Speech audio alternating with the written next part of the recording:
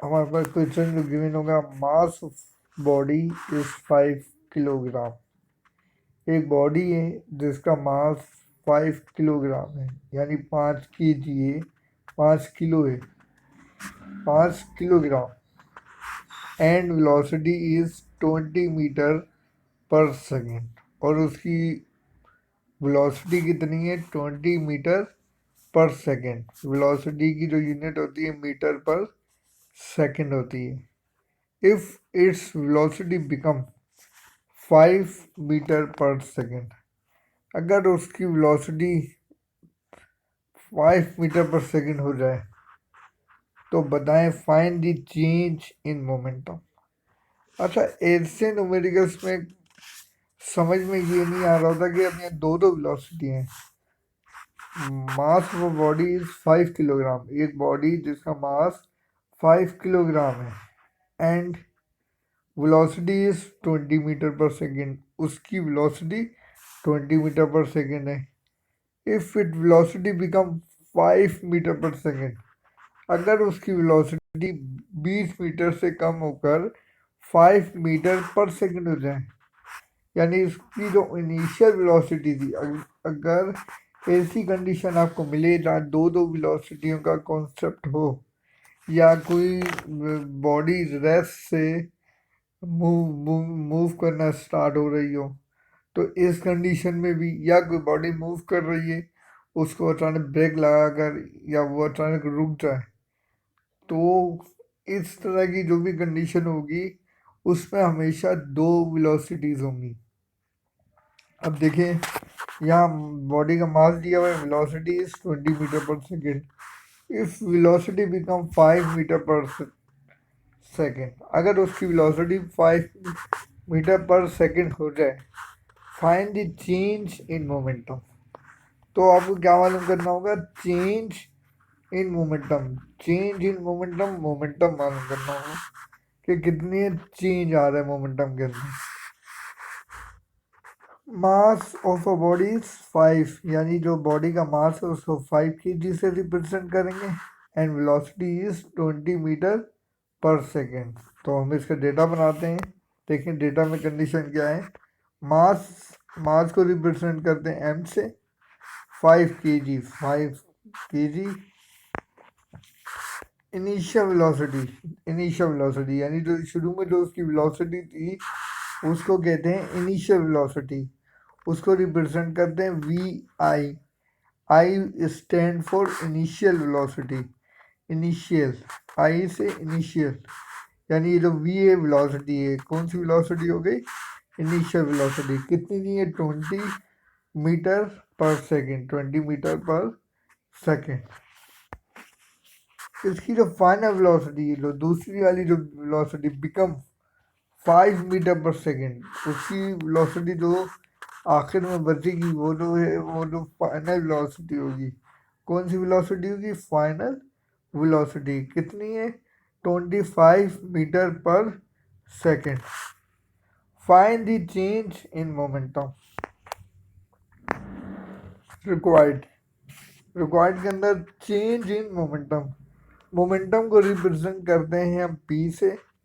अब हम बात कर रहे हैं चेंज, तो डेल्टा यूज करेंगे, change in momentum. Formula use करते हैं यहाँ पर, change in momentum is equal to P F minus P I. Change का मतलब होता है फाइनल में से इनिशियल को माइनस कर दें।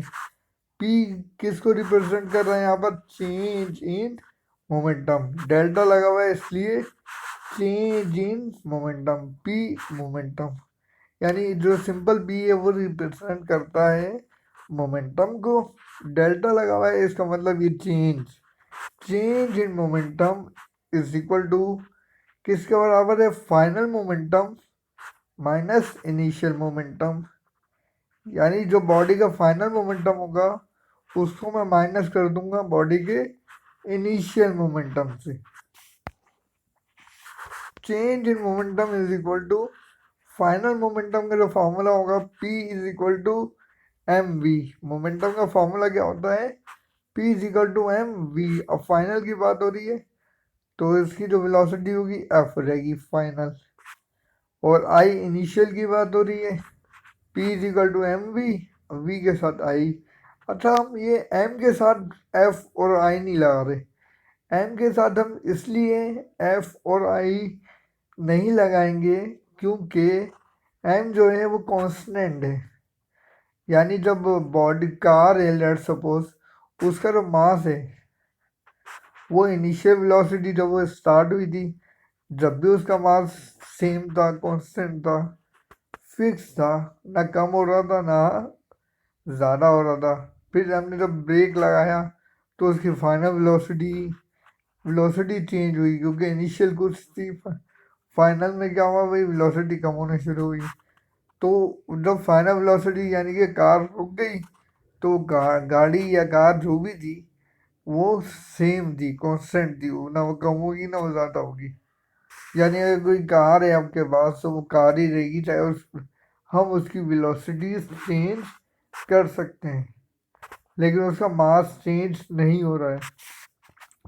तो फॉर्मूला बना हमारे पास, change momentum is equal to M V F minus M V I.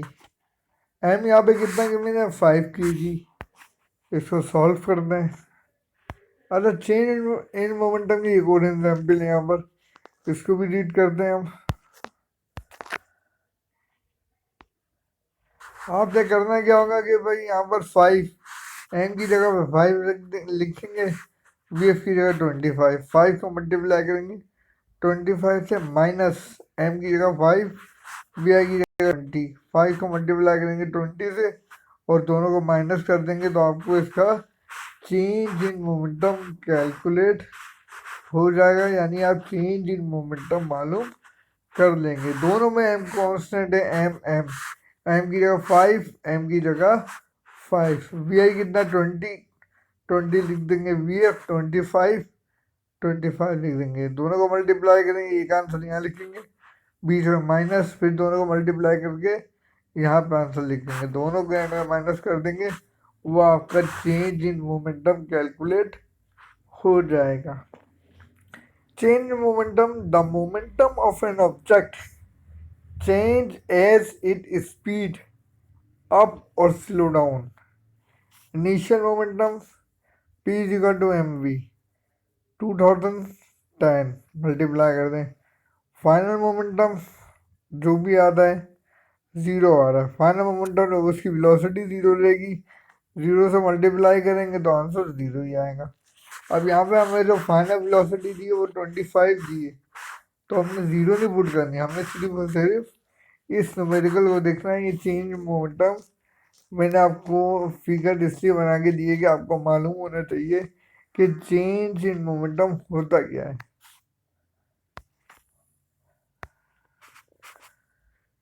Solution की बात कर लेते हैं। For initial momentum of the body, अच्छा वो हमने फार्मूलाज प्रीवियस स्लाइड के अंदर फार्मूला निकाल ले रहा, वैल्यूज को पुट करेंगे। पहले इनिशियल मोमेंटम निकालेंगे, initial momentum of the body. Initial momentum के लिए मैंने फार्मूला क्या बताया था, आई पी मतलब initial momentum, P is equal to M V होता है, तो एम वी आई पुट कर देंगे। एम हमारा 5 था, हमने वहाँ 5 पुट कर देना है, वी आई 20 है तो हम 20 लिख देंगे। 5 मल्टीप्लाई 20 100, तो हमारा इनिशियल मोमेंटम कितना आ गया, 100 आ गया। इसी तरह हम क्या करेंगे भाई,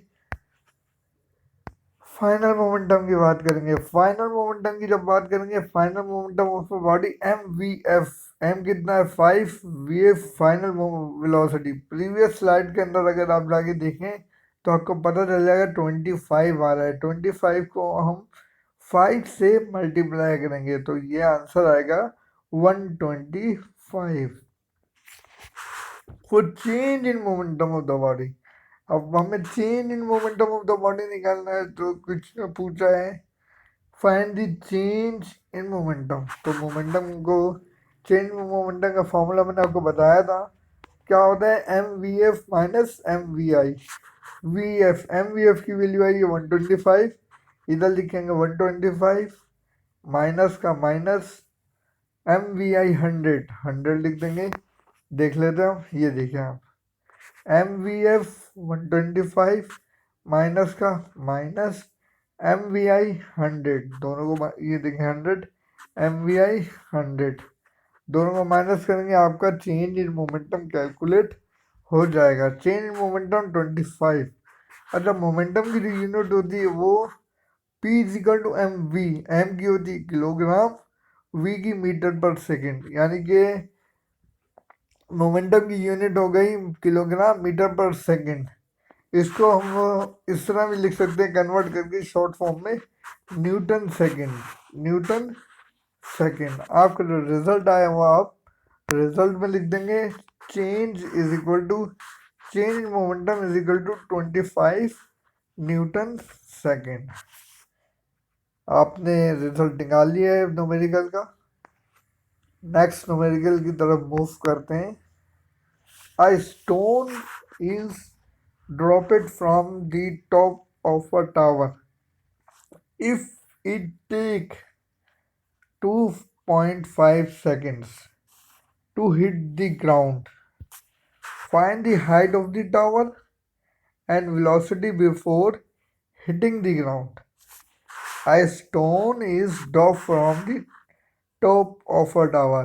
एक टावर के टॉप के ऊपर से एक पत्थर को फेंकेंगे नीचे। If we take 2.5, taking 2.5 second, जो जमीन से टू हिट द ग्राउंड, जो जमीन से आगे टकराएगा 2.5 सेकेंड के बाद। Find the height of the tower, ये बताइए कि वो कितनी ऊंचाई से नीचे गिरा। And velocity before hitting the ground, और जब वो स्टोन पत्थर जमीन से टकराया या ग्राउंड से टकराया, ग्राउंड मतलब जमीन, जमीन से जब आके वो टकराएगा तो उसकी फाइनल वेलोसिटी क्या होगी, वेलोसिटी, क्योंकि जब वो आगे टकराएगा जमीन से तो वो जो वेलोसिटी होगी वो फाइनल होगी।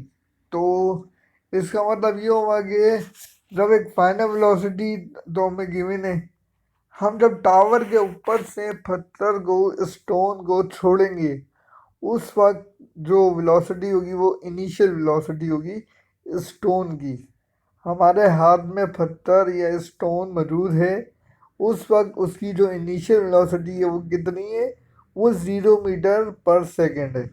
यानी हमें मालूम हो गया कि इस तरह के न्यूमेरिकल्स के अंदर जहाँ पर इनिशियल और फाइनल की बात की जा रही होती है वेलोसिटीज़ की, तो हमारी जो इनिशियल वेलोसिटी है उस वक्त क्या होगी, वो ज़ीरो होगी। क्यों ज़ीरो होगी, क्योंकि स्टोन हमारे हाथ में या टावर के ऊपर जहाँ हम खड़े हैं वहाँ मौजूद है। जब वो टावर से नीचे गिरेगा तो वो ज़मीन से या ग्राउंड से जाके टकराएगा। जब वो ग्राउंड से जाके टकराए तो आपको बताना है कि उसकी फाइनल वेलोसिटी कितनी होगी। चलिए देखते हैं डेटा के अंदर। डेटा में V I is equal to initial momentum, नहीं सॉरी इसको करेक्ट कर लें, initial velocity, initial velocity, T is equal to time 2.5 second, G is equal to 9.8 metre per second square. Required के अंदर क्या है, एच हाइट मालूम करनी है, बताना है कि वो कितनी हाइट से ज़मीन पर आके गिरा। जैसे कि इसमें लिखा हुआ है find the height of the tower, height मालूम करनी है। And final velocity, final velocity before hitting, velocity before hitting the ground, यानी जब वो ज़मीन से टकराएगा उस वक्त जो उसकी वेलोसिटी होगी वो कौन सी वेलोसिटी होगी, फाइनल वेलोसिटी होगी। अब हमको नहीं मालूम कि फाइनल वेलोसिटी कितनी होगी, वो हम कैलकुलेट करेंगे। इनिशियल वेलोसिटी है ये, इसको करेक्शन कर लें, वेलोसिटी, इनिशियल वेलोसिटी हमारी कितनी होगी, ज़ीरो होगी, क्योंकि जो स्टोन है वो भी हमारे हाथ में मौजूद है, यानी उस वक्त स्टोन की कोई वेलोसिटी नहीं है। जब उसकी वो कोई वेलोसिटी नहीं है स्टोन की तो उस वक्त उसकी वेलोसिटी ज़ीरो होगी। हम इसका ये देखें, एक टावर है, टावर के ऊपर से हमने एक बॉल को फेंका नीचे, ये बॉल नीचे आएगी, ग्राउंड से टकराएगी। जब वो ग्राउंड से नीचे आके टकराए उस वक्त उसकी फाइनल वेलोसिटी कितनी होगी, ये आपको बताना है। और यहाँ से लेके यहाँ तक इसने कितनी हाइट कवर करी, ये हमने बताना होगा इस आज के लेक्चर के अंदर। न्यूमेरिकल में देखते हैं formula. H is equal to V I T plus half G T square. H is equal to V I T plus half G T square. Confuse होने की ज़रूरत नहीं है, ये मैंने न्यूटन की सेकेंड इक्वेशन लिखी है। अगर आप न्यूटन की इक्वेशन ऑफ मोशन की स्टडी करें तो एच जो होता है ये बराबर होता है एस के। S is equal to V I T plus half A D square. A D square A D square, A जो है वो ग्रेविटी एक्सेलरेशन है, ये इक्विवेलेंट होता है ग्रेविटी के, ग्रेविटी ऑफ एक्सेलरेशन के, यानी A is equal to G V होता है। यानी हम ए को रिप्लेस करके यहाँ पर जी लिख सकते हैं। और एस जो है वो डिस्टेंस है, वो डिस्टेंस हाइट में भी हो सकता है, लेंथ में भी हो सकता है, ब्रेथ में भी हो सकता है, एक्स वाई जेड। तो हमने x is equal to H के बराबर ले लिया। न्यूटन की सेकंड इक्वेशन को हम इस तरह भी लिख सकते हैं, h is equal to V I T plus half G T square. First equation क्या है हमारे पास, V F is equal to V I plus E T. अगर मैं इसको कन्वर्ट करके लिखूँ तो क्या लिखूंगा, V F is equal to V I plus G T. A किसके बराबर है, जी के बराबर है। V F is equal to V I plus G T. Solution की बात कर लेते हैं। For height of a tower, पहले टावर की हाइट मालूम करना है, तो फॉर्मूला क्या है हमारे पास, H is equal to V I T plus half G T square. हमने क्या करना है कि भाई इसके अंदर वैल्यूज को पुट कर देना है। हमें मालूम है कि initial velocity V I is equal to zero है। टाइम क्वेश्चन में दिया हुआ है 2.5 प्लस हाफ का हाफ, जी बराबर होता है 9.8, टी जो है 2.5 इसका स्क्वायर। अच्छा जी की वैल्यू पॉजिटिव आनी चाहिए या नेगेटिव। अब देखिए वो जो स्टोन है वो टावर से नीचे गिर रहा है, यानी ऊपर से नीचे आ रहा है। जब कोई भी चीज़ ऊपर से नीचे आएगी तो उसको हम पॉजिटिव जी में लिखते हैं, उसके साथ नेगेटिव साइन यूज़ नहीं करते। ठीक है भाई, ये बात आप याद रखिएगा कि जब कोई भी चीज़ आसमान से या ऊपर किसी भी हाइट से आप ज़मीन की तरफ फेंकेंगे तो वो जो चीज़ है यानी जी की जो वैल्यू है वो क्या होगी, पॉजिटिव होगी। इसको मज़ीद सॉल्व कर लेने, ज़ीरो से मल्टीप्लाई करूँगा तो आंसर जो जो होगा हमारा वो ज़ीरो ही हो जाएगा। 2.5 का स्क्वायर लूँगा, इक्वल दबा दूंगा, वो जो आंसर आएगा उसको मल्टीप्लाई करूँगा 9.8 से, फिर इक्वल दबा दूंगा, फिर उस तमाम आंसर को 1 से मल्टीप्लाई करूँगा, वही आंसर आएगा, इक्वल दबा दूंगा, डिवाइड कर दूंगा 2 से। तो आपको h is equal to 30.625 metre, यानी कि वो जो स्टोन है इतना मीटर कवर करने के बाद ज़मीन से टकरा जाएगा। अब हमने देखना है कि जब वो ज़मीन से टकराएगा तो उस वक्त ज़मीन पर टकराते हुए बॉल स्टोन की फाइनल वेलोसिटी क्या होगी। इनिशियल वेलोसिटी ज़ीरो है क्योंकि स्टोन जो है किस टावर के ऊपर है। जब वो टावर से नीचे ऊपर है तो उस वक्त उसकी इनिशियल वेलोसिटी कितनी है, ज़ीरो है। Plus 9 G V A physical two V I plus A D या जी डी, ए बराबर है जी के 9.8, ए बराबर है जी के। इसको अच्छी तरीके से याद कर लें क्योंकि अक्सर स्टूडेंट इस क्वेश्चन को नहीं कर पाते। वो ये कहते हैं कि हमें एक्सेलरेशन नहीं मालूम, हमें एक्सेलरेशन सवाल में नहीं दिया, जबकि ये एक्सेलरेशन जो होता है ये ग्रेविटी के बराबर भी होता है, जी के बराबर भी होता है। तो आपने जी की वैल्यू 9.8 यूज़ करनी है। टी जो है 2.5 मल्टीप्लाई 9.8, जो आंसर आएगा वो आपकी फाइनल वेलोसिटी होगी। फाइनल वेलोसिटी कितनी आ रही है, 24.5 मीटर पर सेकेंड। रिजल्ट के अंदर ये दोनों आंसर लिख देंगे हम।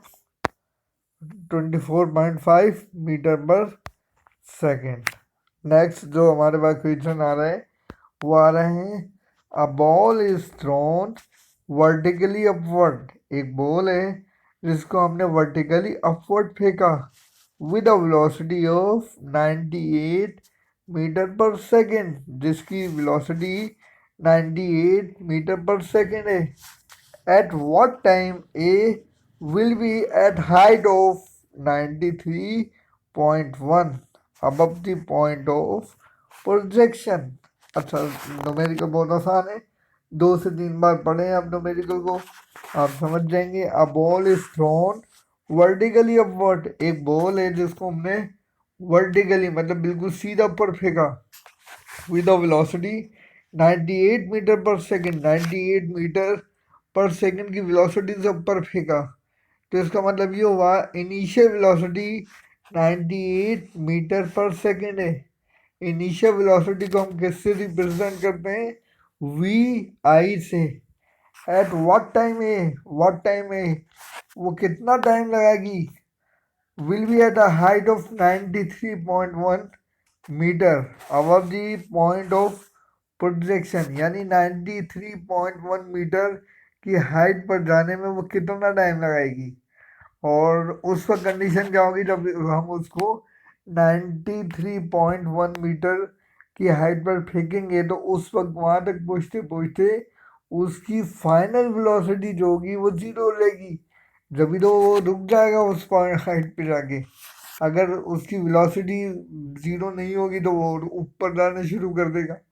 यानी कि हमें मालूम हुआ कि मैंने 98 मीटर पर सेकंड से बॉल को ऊपर की तरफ फेंका, उसने जो हाइट कवर की वो 93.1 मीटर कवर की। अब आप मुझे बताएं कि उसने कितना टाइम लिया ऊपर जाने में। देखते हैं हम data. Initial velocity V I is equal to 98 metre per second, final velocity 0 metre per second. देखें, ये initial velocity 98 metre per second है। जब मैंने बॉल को ऊपर की तरफ फेंका, जैसे जैसे बॉल ऊपर जाएगी तो उसकी वेलोसिटी कम होने शुरू हो जाएगी। एक पॉइंट ऐसा आएगा जब उसकी वेलोसिटी 0 हो जाएगी। 0 जैसी होगी वो उस पॉइंट से वापस नीचे आना शुरू कर देगी बॉल। आपने ऑब्जर्व किया होगा कि हम किसी भी बॉल को आसमान की तरफ फेंकें वो तो कुछ देर ऊपर जाती है, फिर उसको वो वापस अपने नीचे डायरेक्शन, अपनी वापस डायरेक्शन में मूव करना शुरू कर देती है। तो इसका मतलब ये हुआ कि उस पॉइंट के ऊपर, यानी सबसे ऊपर जाके जाते वक्त जब वो पहुंचती है तो उसकी जो फाइनल वेलोसिटी होती है वो 0 मीटर पर सेकेंड होती है। Acceleration g is equal to -9.8 metre per second square, यानी g की जो वैल्यू होती है वो होती है 9.8 metre per second square. Minus sign हमने इसलिए लगाया कि बॉल हमने नीचे से ऊपर की तरफ फेंकी थी। जब भी बॉल नीचे से ऊपर की तरफ मतलब ज़मीन से आसमान की तरफ हम फेंकेंगे तो उस वक्त जी की वैल्यू 9.8 माइनस की होगी। अब चाहे वो बॉल हो, स्टोन हो या दुनिया की कोई भी चीज़ हो, अगर हम उसको ज़मीन से आसमान की तरफ फेंकेंगे तो उसकी जो जी की वैल्यू होगी वो -9.8 मीटर पर सेकेंड स्क्वायर होगी। Height at is equal to 93.1 metre. Required की बात करते हैं। Time is equal to T. हमें क्या निकालना है? टाइम निकालना है, टाइम कैलकुलेट करना है। अब देखें भाई, मैंने एक डायग्राम बनाई, इसमें बॉल ऊपर की तरफ फेंकी। जब बॉल को मैंने ऊपर की तरफ फेंकना शुरू किया तो इसकी वेलोसिटी बढ़ तेजी से ऊपर फेंका। जब मैंने उसको फेंका, जैसे जैसे वो ऊपर गई तो उसकी वेलोसिटी डिक्रीज होने शुरू हो गई, कम होने शुरू हो गई। इस पॉइंट के ऊपर इसकी वेलोसिटी क्या हो जाएगी? 0 हो जाएगी। यानी इस वक्त इसकी जो वेलोसिटी फाइनल वेलोसिटी होगी वो क्या होगी? 0। इनिशियल वेलोसिटी क्या होगी? क्वेश्चन में दी है 98 मीटर पर सेकेंड, यानी 98 मीटर पर सेकेंड की वेलोसिटी से हमने फेंका और जैसे जैसे वो ऊपर जाएगी उसकी वेलोसिटी कम होना शुरू होगी। जैसे ही वो ज़ीरो होगी तो उस वक्त फाइनल वेलोसिटी को हम यूज़ करेंगे 0 मीटर पर सेकेंड। फिर ये वापस अपने डाउनवर्ड डायरेक्शन की तरफ आ जाएगी। मजीद इस समय प्रॉब्लम्स को सॉल्व करते हैं। Formula according to first equation of motion, V F is equal to V I plus G T. अब हमारे पास सोल्यूशन में देखते हैं। वी एफ जो है फाइनल वेलोसिटी आप डेटा में देखें 0 है।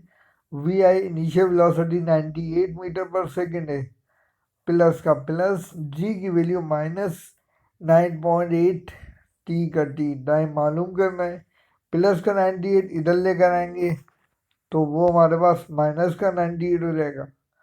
प्लस माइनस -9.8 टी, माइनस और माइनस दोनों एक दूसरे से क्या होंगे, कैंसिल हो जाएंगे। नेक्स्ट स्टेप में जब इक्वल टू के इधर भी माइनस हो और इक्वल टू के इधर भी माइनस हो, यानी राइट और लेफ्ट दोनों तरफ माइनस साइन लगा हो तो हम उसको क्या कर देते हैं, कैंसिल कर देते हैं। अब देखें यहाँ हमने कैंसिल नहीं किया। अगर हम कैंसिल नहीं करते तो दूसरी कंडीशन क्या होती है हमारे पास, ये -9.8 डी से मल्टीप्लाई हो रहा है, यहाँ लाके डिवाइड कर रहे हैं। जब डिवाइड करेंगे तो इनको कैलकुलेटर में यूज़ करें, 98 डिवाइडेड बाई 9.8, आपका आंसर आएगा T is equal to 10 second. अच्छा डिवाइड हो रहे हैं दोनों माइनस, तो दोनों माइनस कैंसिल हो जाएंगे, यानी इक्वल टू के आमने सामने अगर दोनों माइनस आप कैंसिल करते हैं तो भी कोई प्रॉब्लम नहीं है, और अगर दोनों को एक दूसरे से डिवाइड करा दें तो भी यही आंसर आएगा T is equal to 10 second. यानी कि ग्राउंड बॉल ऊपर से नीचे आने में जो टाइम लेगी वो 10 सेकेंड लेगी। रिजल्ट में लिखने d is equal to 10 second. हमारा जो नेक्स्ट न्यूमेरिकल है, नेक्स्ट प्रॉब्लम है वो है 100 gram bullet is fire from 10 kg। एक 100 ग्राम की बुलेट है, इज फायर यानी कि एक 100 ग्राम की गोली है, उसको हमने फायर किया 10 kg गन, 10 किलो की बंदूक से, with a speed of 1000 metre per second. उस गोली की जो स्पीड है वो कितनी है, 1000 मीटर पर सेकेंड है। What is the speed of recoil of gun. अगर आपको कोई भी ऐसा सवाल मिले जो रिकॉइल ऑफ गन या बुलेट की बात कर रहा हो तो उसमें आप लाजमी एक कॉन्सेप्ट बनाएं, वो ये कि ये एक लॉ लगेगा, law of conservation of momentum. मैंने आपको लास्ट टॉपिक में समझाया भी था, law of conservation of momentum, यानी कि P1 V1 plus P2 V2 is equal to M1 U1 plus M2 U2। इसको हम ऐसे भी लिख सकते हैं, M1 U1 इनिशियल वेलोसिटीज के लिए यूज कर रहा हूँ, M1 U1 plus M2 U2 is equal to M1 V1 plus M2 V2। ये फाइनल वेलोसिटीज के लिए हम इसको मजीद कवर करते हैं। डेटा के अंदर गिवन है मास ऑफ बुलेट। अब देखें मास ऑफ बुलेट कितनी है, 100 ग्राम।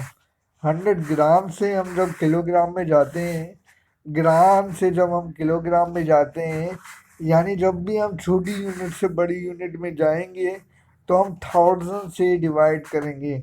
तो हम क्या करेंगे, 1000 से डिवाइड करेंगे। 100 divided by 1000 is equal to 0.1 K G, 0.1 K G kilogram. Velocity of bullet fire U1 is equal to 0, यानी जो बुलेट गोली की जो इनिशियल वेलोसिटी है। अब आपको मालूम है कि भाई इस तरह के कोई भी न्यूमेरिकल आए जिसमें पूछा जाए गोली और गन दोनों की बात हो रही हो, तो उसमें एक बात हमेशा याद रखना कि गोली की जो इनिशियल वेलोसिटी होगी जो वो ज़ीरो होगी। गोली की इनिशियल वेलोसिटी क्या होगी, वो ज़ीरो होगी। अच्छा जी, सेकंड कंडीशन क्या होगी, जो बंदूक है वो हमारे हाथ में रुकी हुई है तो बंदूक की भी इनिशियल वेलोसिटी क्या होगी, ज़ीरो होगी। बंदूक की इनिशियल वेलोसिटी को V1 से रिप्रेजेंट करते हैं और गोली की इनिशियल वेलोसिटी को हम U1 से रिप्रेजेंट करते हैं। दोनों क्या होंगे, ज़ीरो होंगे। अभी देखते हैं भाई, देखिए velocity of bullet after fire अच्छा भाई, वेलोसिटी ऑफ बुलेट फायर करने के बाद कितनी होगी? 1000 मीटर पर सेकेंड। देखिए मैंने ली थी 1000 मीटर पर सेकेंड। अब आप मुझे ये बताएं कि वेलोसिटी ऑफ गन क्या होगी। चले, mass of gun. Mass of gun, gun का कितना मास है? 10 kg। मैंने ये भी लिख दिया भाई। ये गोली का मास आ गया, ये गन का मास आ गया। वेलोसिटी ऑफ बुलेट आ गई, वेलोसिटी ऑफ बुलेट आ गई, वेलोसिटी ऑफ बुलेट फायर, यानी बिफोर और आफ्टर दोनों कंडीशन जीवीए डेटा में required. What is recoil of gun? Recoil of gun before fire U2 से रिप्रेजेंट करते हैं। किससे रिप्रेजेंट करते हैं? Recoil velocity of gun before fire U2 से रिप्रेजेंट करते हैं। ये आपको अच्छी तरह से याद होने चाहिए। Recoil velocity of gun after fire, recoil velocity of gun after fire. तो ये दोनों कंडीशन में आपने करना क्या है कि भाई जब भी बुलेट की बात होगी तो U1 V1। देखिए bullet bullet, before after U1 V1, यानी जहाँ पे भी 1 1 की कंडीशन आ जाए तो हम समझ जाएंगे बुलेट की बात हो रही है। या हम जब बुलेट की बात कर रहे होंगे तो वहाँ पर हम U1 और V1 यूज़ करेंगे। और जहाँ पे गन की बात हो रही होगी वहाँ पे U2 V2 यूज़ करेंगे। अब बुलेट तो हमें मालूम है 100 ग्राम की गन है, सॉरी 100 ग्राम की बुलेट है। और ये मुझे पता है 1000 metre per second. What is recoil of gun? तो गन की तो मालूम करनी है, यानी V2। और गोली की हमें DV मीटर पर सेकेंड कितनी? 1000 मीटर पर सेकेंड। अब आप फार्मूला देखें इसके लिए, रिकॉइल ऑफ गन की जब बात करते हैं, ये एक बुलेट का फायर किया हमने, जब हम इसको फायर करेंगे तो इसकी डायरेक्शन ऑफ बुलेट बुलेट जो होगी वो राइट फॉरवर्ड डायरेक्शन में होगी। और डायरेक्शन ऑफ रिकॉइल यानी कि कितनी जितनी स्पीड से गन को हम फायर करेंगे, गोली को, गोली जितनी स्पीड से जाएगी गन उतनी स्पीड से बैकवर्ड डायरेक्शन में भी आएगी।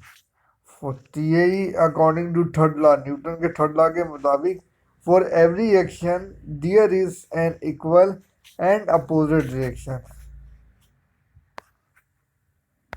बहुत ही ज़्यादा मोस्ट इम्पोर्टेंट न्यूमेरिकल है ये। By using law of conservation of momentum. Law of conservation of momentum क्या कहता है? M1 U1 plus M2 U2 is equal to M1 V1 plus M2 V2। अब जो तमाम वैल्यूज हमें क्वेश्चन में गिवन है, हम इसके अंदर पुट करते हैं सोल्यूशन करके। M1 जो है 0.1 है, U1 0 है, प्लस M2 10 है, U2 0 है, यानी U1 और U2 दोनों 0 है। M1 0.1 है, V1 1000 है, प्लस M2 10 है, V2 है। जब ये तमाम नंबर को मैं जीरो से मल्टीप्लाई करूंगा आंसर जीरो आएगा, जीरो से मल्टीप्लाई करने में आंसर जीरो। टोटल आंसर कितना आ गया? Zero. Zero plus zero zero ही आ जाएगा। इसको मल्टीप्लाई करेंगे तो ये 100 आ जाएगा। 10 V2 प्लस 100 इधर आएगा तो ये माइनस 100 हो जाएगा। 10 V2, 10 जो है वो V2 से मल्टीप्लाई हो रहा है, माइनस 100 से डिवाइड कर देंगे, यानी इधर मल्टीप्लाई हो रहा है उधर जाके डिवाइड हो जाएगा। 10 1 10, 10 10 100। V2 is equal to -10 metre per second, यानी कि वेलोसिटी ऑफ गन कितनी आएगी? -10 metre per second. Negative sign किसको रिप्रेजेंट कर रहा है? आप कंफ्यूज मत होइएगा कि ये नेगेटिव साइन क्यों आया है, कहीं हमारा आंसर तो गलत नहीं आ रहा है। नहीं, आप सिर्फ सिर्फ इस टेक्निक को फॉलो करते हुए चलिएगा। नेगेटिव साइन जो है वो रिप्रेजेंट कर रहा है कि जो आपकी जो वेलोसिटी जब आप फायर करेंगे उसकी जो डायरेक्शन होगी वो क्या होगी? अपोजिट होगी। और ये आपको महसूस भी होता होगा अगर आपने कभी हवाई फायर देखे हो करते हुए या कर रहे हो, तो आपको पता चलता होगा कि आपकी जो गन है वो बैकवर्ड डायरेक्शन में आती है।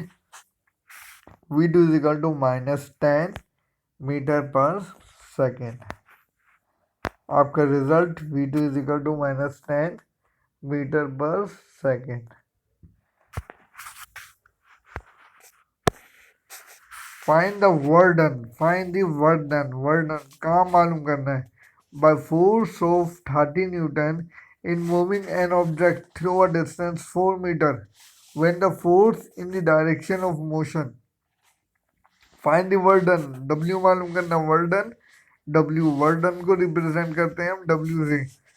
Force 30 newton, force 30 newton in moving an object through a distance of 4 metre. Data बनाते हैं इसका। फोर्स हमारे पास कितनी की मैंने 30 न्यूटन, हमने लिख दी F is equal to 30 newton in moving through a distance, distance को डी से, for D is equal to 4 metre when force in the direction required में मतलब work done, work done W, W से represent कर रहे हैं। अभी देखें ये वर्क डन मेरा डेफिनेशन भी लिखी हुई है और फॉर्मूला भी लिखा हुआ है, W is equal to F dot D, multiply हो रहा है यानी कि अभी देख लेते हैं हम। ये आपने खुद करना होगा क्योंकि आपके पास वर्क डन का फॉर्मूला है वो गिवन है। इसमें करना क्या है कि भाई मैं आपको बता देता हूँ, W is equal to F dot D.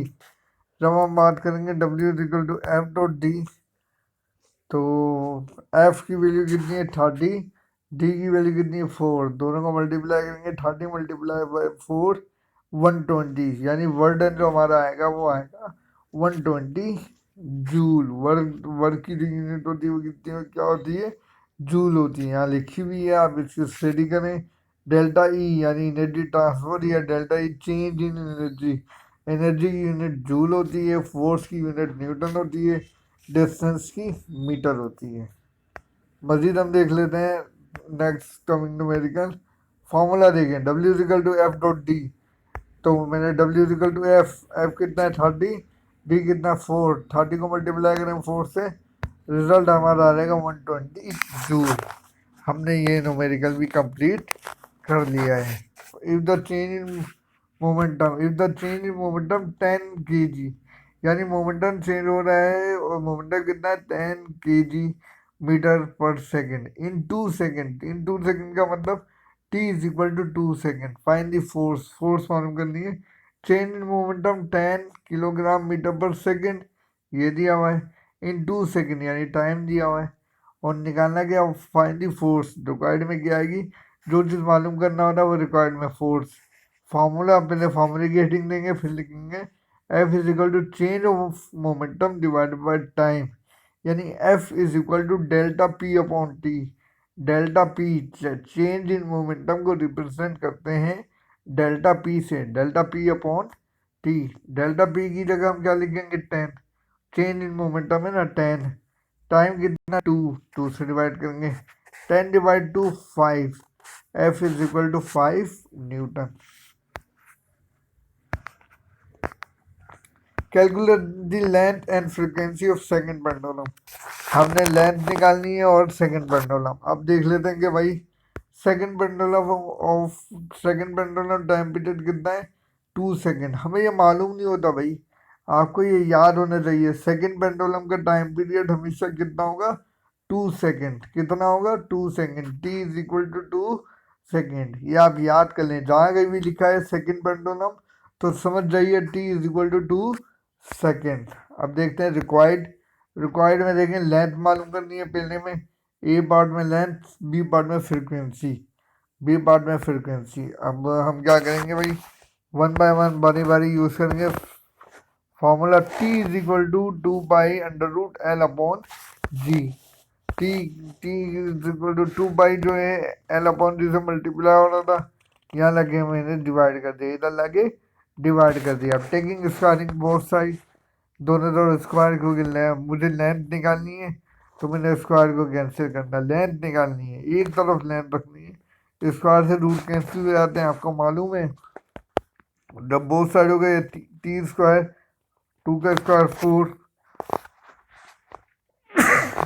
2 का स्क्वायर 4 और पाई का स्क्वायर पाई स्क्वायर, एल का एल, तमाम वैल्यूज पुट कर देंगे।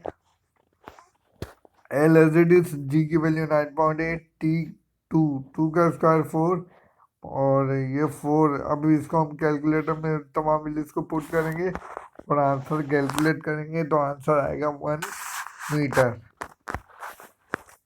हमारे जो रिजल्ट आ गया लेंथ का आ गया 1 मीटर।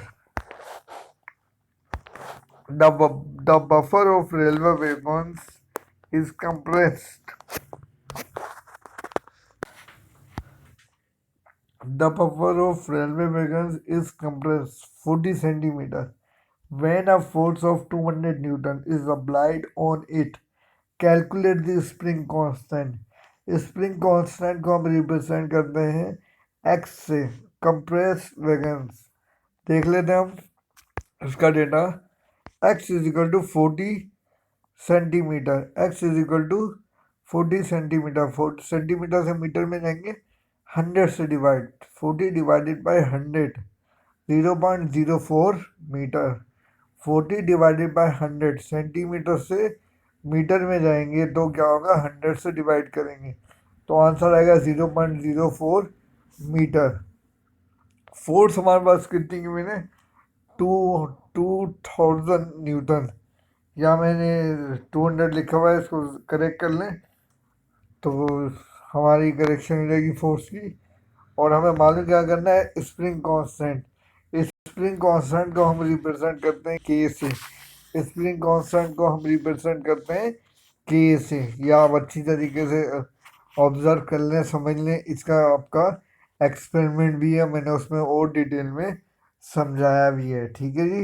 ये जो कंप्रेस हो रहा है मतलब दब रहा है तो इसको एक्स से रिप्रेजेंट करना है हमने। 0.04 मीटर। फोर्स जो होती है वो 2000 लिखा हुआ है 200, इसको करेक्ट कर लें 2000 Newton. Calculate the spring constant. Spring constant को रिप्रेजेंट करते हैं के से। और मज़ीद देख लेते हैं हम फॉर्मूले के अंदर एफ इज इक्वल टू के x.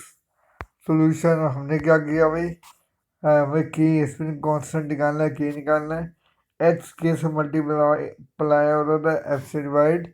F upon x, F की वैल्यू और एक्स की वैल्यू दोनों पुट करें और दोनों को डिवाइड कर दें तो आपका जो की का आंसर आएगा 2000 न्यूटन पर मीटर आएगा। आप इसको करेक्ट कर लें, यहाँ पर मीटर भी यूज़ कर लें। रिजल्ट की इज इक्वल टू 2000 न्यूटन पर सेकेंड। योर असाइनमेंट, अब आपके असाइनमेंट स्टार्ट होंगे, आप ये खुद करेंगे ये तमाम असाइनमेंट। इनको देख लें। A stone is drop into a well. It touched the bottom after 10 seconds. Find the depth of the well in meter. आपने ये असाइनमेंट आपका ये आप खुद करेंगे, डेटा बनाएंगे, रिक्वायर्ड फॉर्मूला लिखेंगे एंड देन उसके बाद इसका सॉल्यूशन बनाएंगे और हाइट निकालेंगे कितनी हाइट से आया एंड देन रिजल्ट, या आप इसका रिजल्ट निकाल देंगे। A ball is thrown vertically up with a velocity 98 meter per second. At what time A will be at a height of 93.1 metre. ये भी आपका असाइनमेंट का क्वेश्चन है, ये आप असाइनमेंट में करेंगे। डेटा रिक्वायर्ड, फार्मूला, सॉल्यूशन, जो भी इसमें सॉल्यूशन है for time and then result. मजीद इसको देख लेते हैं। 100 gram bullet is fired from 10 kg with a speed of 1000 meter per second. What is the speed of recoil of gun? अच्छा, अगर कोई सवाल रिपीट हो रहा है या मैंने करवा दिया है और वो असाइनमेंट के अंदर भी है तो वो आपने वहीं से उसकी कॉपी कर लेनी है। लेकिन जब उसकी आप कॉपी करें तो आप उसको समझ के कॉपी करिएगा। और अगर आपके समझ में नहीं आ रहा हो तो प्लीज़ उसको समझने की कोशिश करेंगे सर ने किस तरीके से इस क्वेश्चन को, इस प्रॉब्लम को सॉल्व करवाया था। डेटा बनाएंगे रिक्वायर्ड के बाद से वही same procedure, formula, solution for time मालूम करना है and then result. Thank you very much. इस अपनेपन के साथ अपना बहुत बहुत ख़ास ख्याल रखिएगा। मैं आपका अप्लाइड फिज़िक्स का टीचर मिस्टर मोहम्मद इराज खान आपको अल्लाह हाफ़िज़ करता हूँ। अल्लाह हाफ़िज़।